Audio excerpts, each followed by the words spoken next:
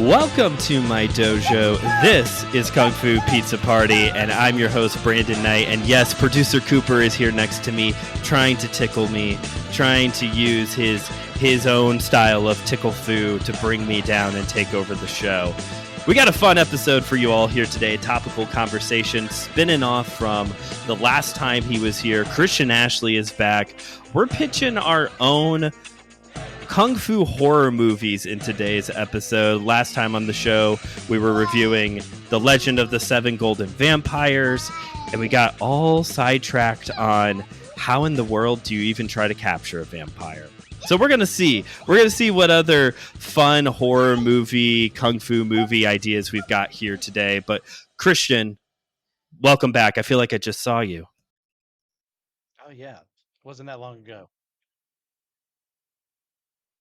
I don't know if I'll release the video edit of this or not, but I probably should have changed shirts or something so that way people don't know we just recorded these back to back, even though they're coming out a month apart from each other. Hey, everybody.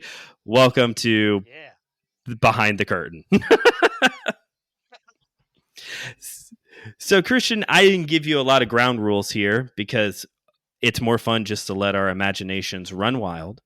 But just for the listeners at home, like I said, we are going to spend the next 20, 30 minutes, whatever it takes, to just kind of throw out our own ideas for our own movies that bring together horror and kung fu, and trying to, at least with my picks, trying not to do vampires or Jiangxi, because that is, if it's going to be horror kung fu, it is going to be that. There are some exceptions here and there, but that is usually because of the popularity of the genre in the 80s. That's usually what is done. So, Christian, are you ready? You want to go first here with your pick? Okay. Yeah, sure. I'll do it. I'll start off as strong as possible. So my basic idea is we do Journey to the West. Sun Wukong is our protag, but we ramp up the horrific side of things and just have him go to town on all the mystical beasties he has to fight in the original story. And we do multiple films. We'll start a franchise. Christian is always good for starting a franchise. Over on my sister podcast, My Seminary Life, he came on to do both. We did both 300 movies, 2 different episodes. And at the end of Rise of an Empire, I talked about how Zack Snyder has like the rights back and he could start doing a whole universe, and Christian is like all for it, just like a whole, because that's what we do. We make a whole cinematic universe out of things. So how many movies are we talking here? Like 5, 6? How many? Journey to the West is so long. I mean, it really kind of depends on what you want to focus on. You could easily do 5 or 6. I mean, if you want to really not, hobbit it up, you could do 4 or 3. But yeah, we can make it work. Just the ridiculousness is what Sun Wukong goes through. We have the origin story of why he gets trapped in the first place, and that could have horrific elements. And then we can actually go into the mystic beasties that he fights along the way.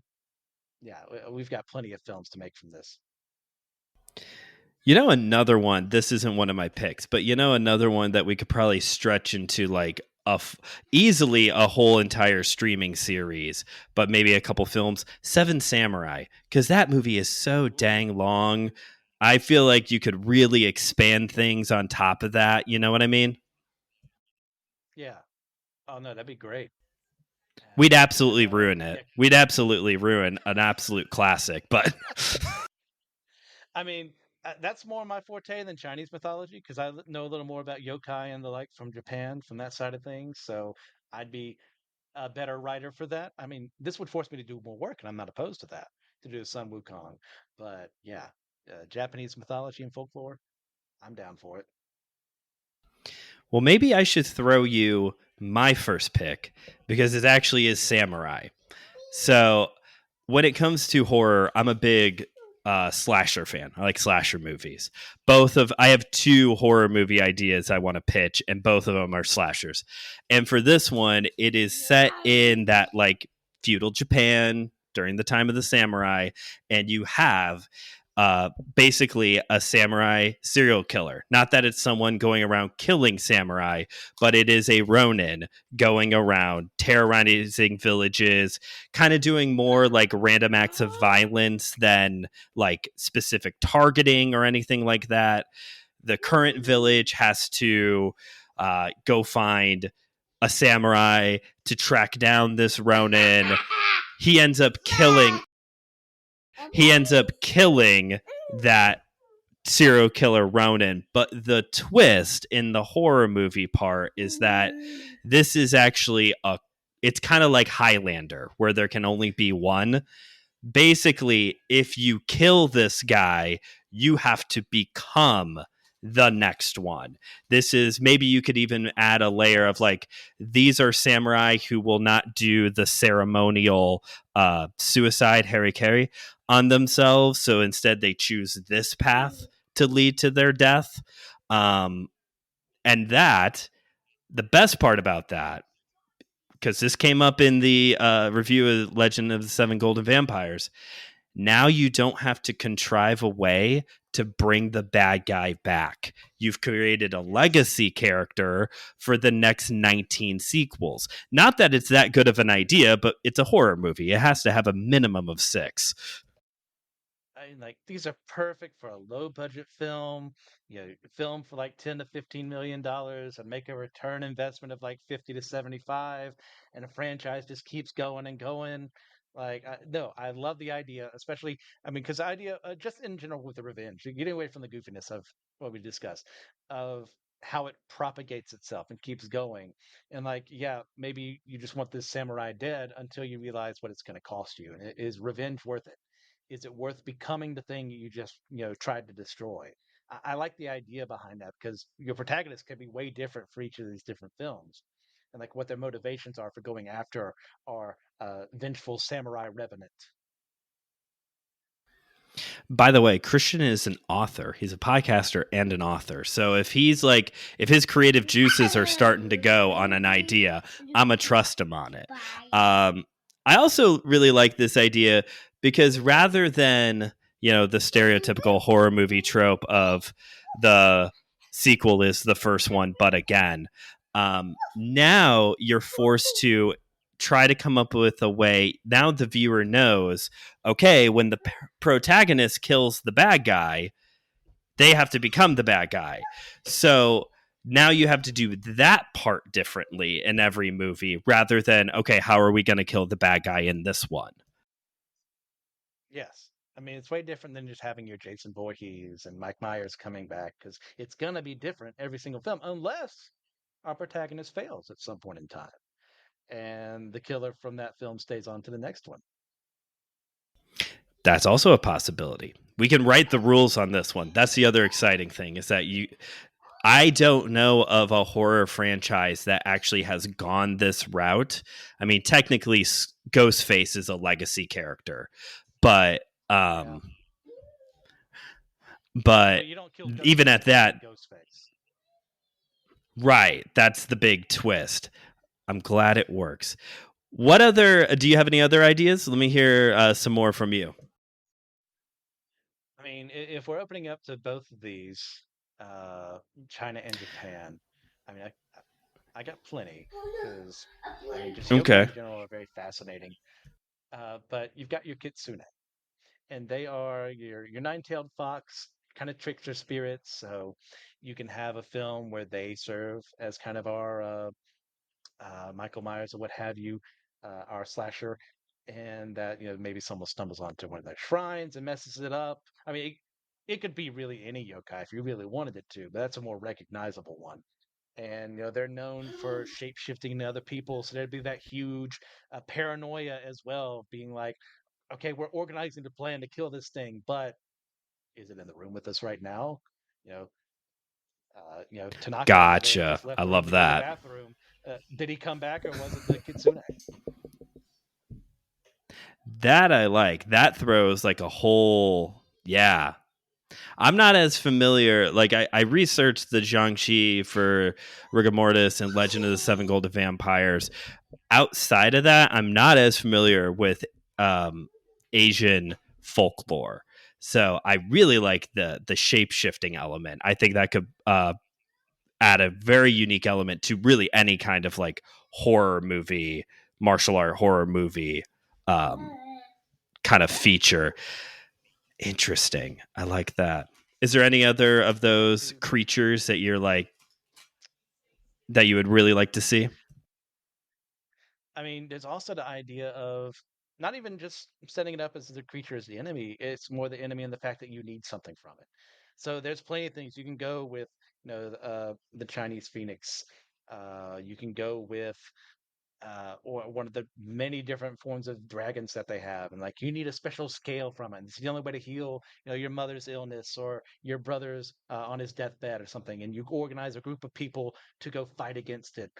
But then it becomes that journey of we can fight against it, but like, are we in the wrong for doing so? We are fighting this majestic creature, or is it evil itself?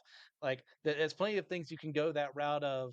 There is something that only this creature can provide, only something that it can provide, and what is it going to cost us to get there so that we can, I don't know, heal mom from wasting away disease of the film or whatever it is. I do like this reoccurring theme we keep coming up with of what is the cost? Are you willing to pay that cost? I mean, that's a pretty typical like horror trope, especially when you get into like Lovecraftian horror or anything that's like, sell your soul to the devil kind of thing. Once you start dabbling in God's domain kind of stuff, what are you willing to risk? And is the cost worth what you're gonna get out of it, especially if it's this kind of like get the scale and grandma gets cured of cancer kind of thing. Yeah. Well, in that we have like an incredibly disciplined system, like our different martial arts or our Bushido code or something like that, where you're supposed to follow these rules and you're supposed to be everything you're about is to be noble, is to seek after these things, is to not use your weapons for murder, is only for self-defense or your fists for that. And yet you're forced into a scenario where it goes against everything you've held as a principle. And so I find it very fascinating as an idea that could be utilized in a film like this. To add another element, obviously they worked by a code of honor. There is a code here, but ninja got to operate very differently than samurai. Bushido code was very strict, very rigid. Um, Ninja kind of got to play by their own rules, and obviously, in film, ninjas are these people who are flying or jumping around, doing all this like incredible acrobatics, sneaking around. So you could almost do like a team scenario. And you got some kind of like ninja team going to pull off some like heist situation, and it unlocks a spirit that is now hunting them down. Mm. Oh, that'd be great.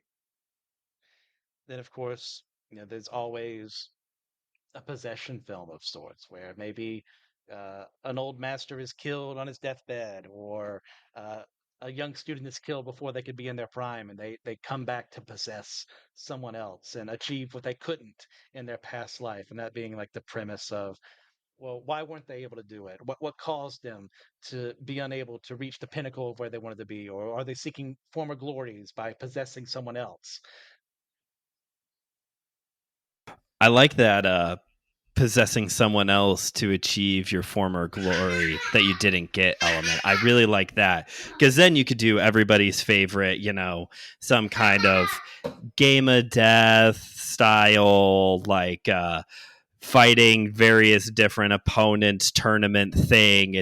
We all drool over that. We love those kind of things. Yes. Blood sport, every blood sport kind of thing. Um, so that would be interesting of like this person is possessed. Jean Claude Van Damme is possessed by the spirit of somebody who like died Eh, earlier in life. Like who actually won it? Who actually mm. won? Yeah, and then you've got it's perfect for a romance too in the film of maybe that person, was longing after someone. There was a triangle, a love triangle, and the person who's being possessed is the person who won. But there's also the duality of that spirit possessing them is there. So for your romance fanatics, you'd have that in the film too, because we got to add that, in everything else to make everything more complicated. We didn't even talk about that in Legend of the Seven Golden Vampires, where Van Helsing Jr. like bounces back and forth between two or three girls in that movie, all very Goodness seriously. gracious. Like he has three love interests in that movie, I think. And a ridiculous film that is totally ridiculous. It is. It is. Speaking of ridiculous, I have a ridiculous idea I wanted to run past you. So, in the past, we have had Freddy versus Jason, Alien versus Predator.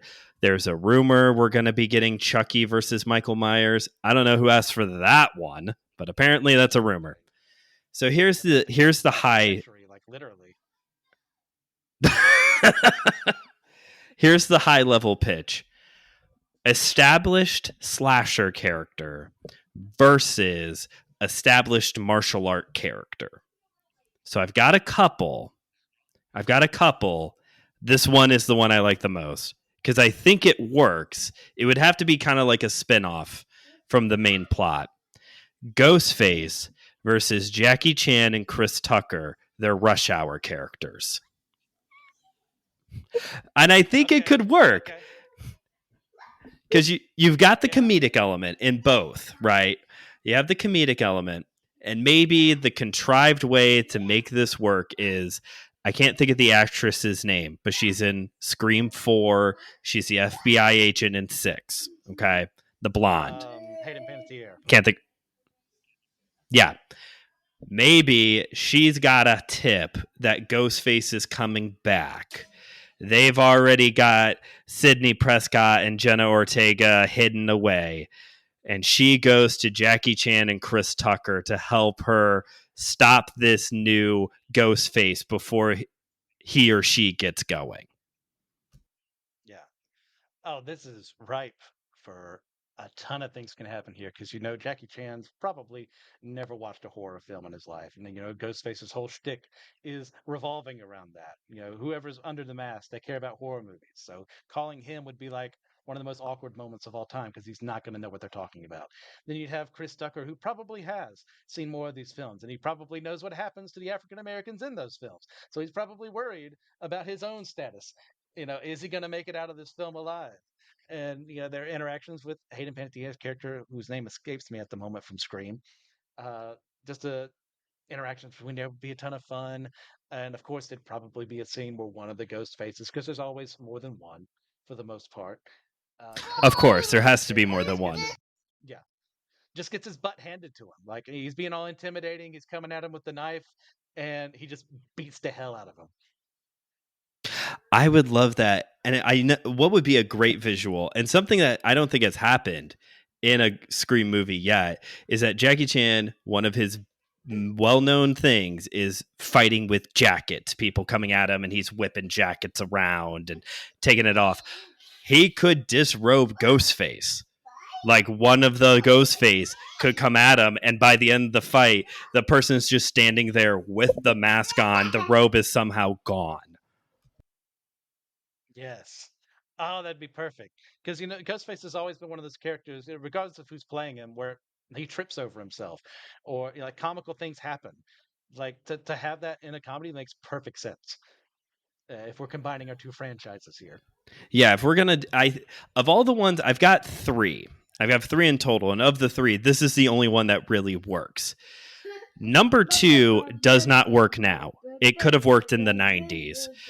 Chuck Norris, Walker, Texas Ranger versus Leatherface, because it would be the Texas connection, right?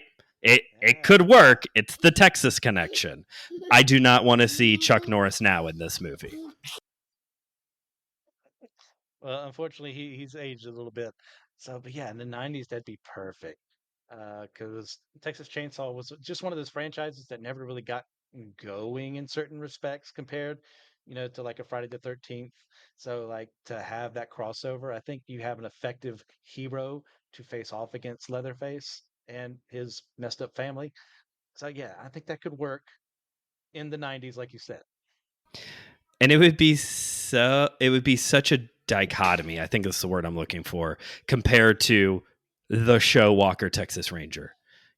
You know, like it would be Yes, so different to have that kind of a yes. movie or episode or what have you. But yeah, it can't. You're right. Texas Chainsaw Massacre never quite like got off the ground. I've seen the original. I do not care about the rest of them. I'll go out of my way to watch. I'll go out of my way to watch Jason X. You know, the Friday the 13th sequels Hey, are hey. are horrible in an enjoyable kind of way. I want those horrible Well, ones. well, you know why it's called Jason X, right? Because it's 10 Jason out of 10, baby. 10 out of 10. 10 out of 10 all day. The third one of these crossovers I can't get to work. So I'm interested to see how you can take it. Jigsaw versus honestly any version of Jason Statham, but specifically because he plays the same person all the time, but specifically the transporter version, because then the kidnap scene is easier because he's just giving one of the henchmen a ride and then they grab him. The problem is, so Jason Statham would work as a character. He's the right kind of like, I got this kind of person. I don't know how you do a movie that's built around torture with martial arts, because obviously you can't just do traps the whole movie, but you can't have a Saw movie without traps. Also, I don't really want to watch Jason Statham beat up an old man at the end of the movie, an old man with cancer at the end of the movie. Beating up Billy the Puppet, I will watch 45 minutes of that. Give me that. The entire movie could be, and he just like doesn't understand what the hell Billy the Puppet is, and it's just beating the crap out of him the whole time. Like that would be great, but I don't know how the rest would work. Man, that's a tough one. I mean, I guess you could maybe have something where he's not the only person who's been kidnapped, as is kind of typical for your Saw movies anyway. But like, he has to fight his way through people, knowing that him winning removes the ability from them to actually escape. So he's gonna have to sacrifice them in order to get to Jigsaw, and that's the choice he has to make along the way. Is it worth it to do that? Okay. So kind of like a almost like Death Race, which I'm pretty sure he was in the remake of, by the way. Kind of like a Death Race kind of thing where like innocent people are gonna have to die in order for him, or I guess it's Saw, so they're Well, not innocent yeah, in a way, no but one's innocent. right. But you know, people who are definitely not on his level as a fighter are gonna have to die in order for him to survive. Yes. And Uh, somehow y- needles are involved because there's always yeah, you could make that work. You know, they send me the script and say, "Hey, finish this in a couple months. It's about to be filmed." I could make it work. It's probably not going to be good, but I can make it work. are any of those good? I'm talking about Saw and A- Transporter. Well, you know what? The Transporter movies are kind of After the fun. first movie, they're fun. After the first movie, I stopped caring because I don't like torture porn that much. Uh, and after the first film, it just gets worse. And it's not to say they're bad movies. It's just they're not for me.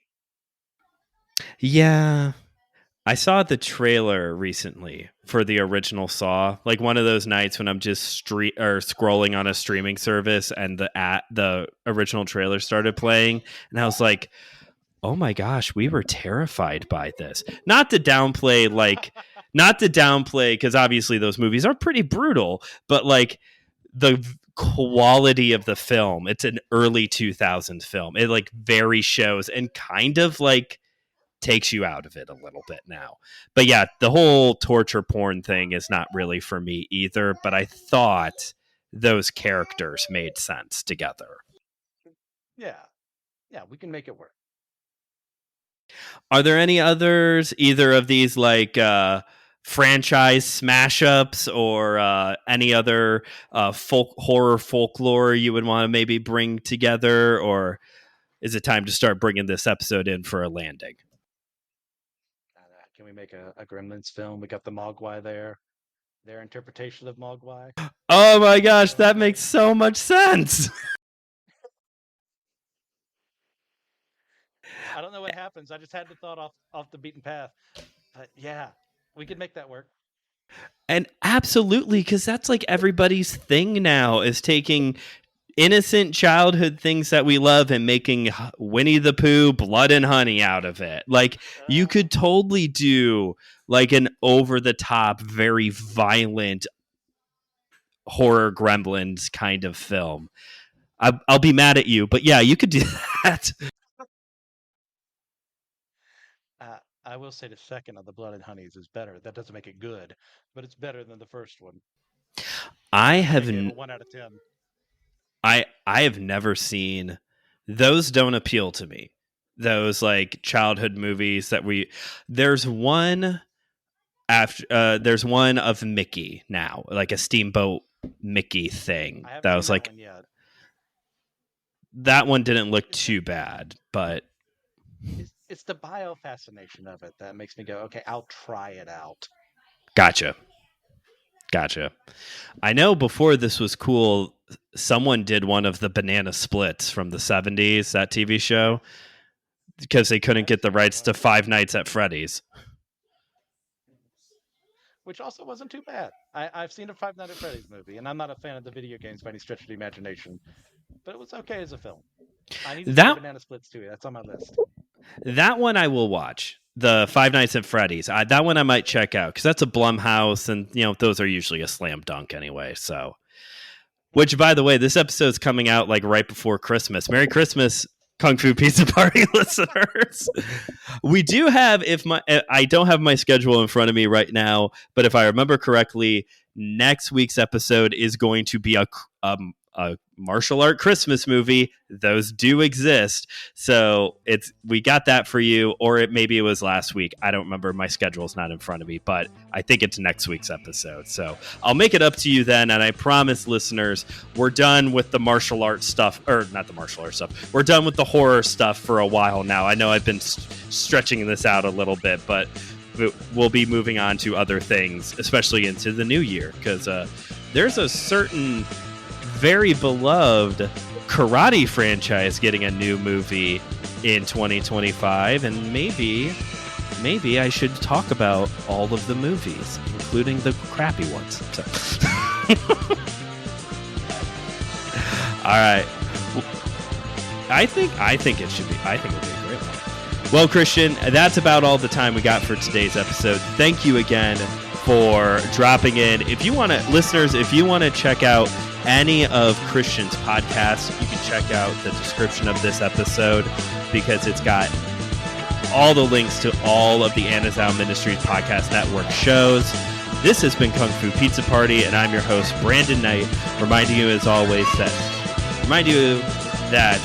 I almost did my other show's ending because my son's yelling at me right now. We have been delivering high-flying action in 30 minutes or less and serving up wisdom one slice at a time.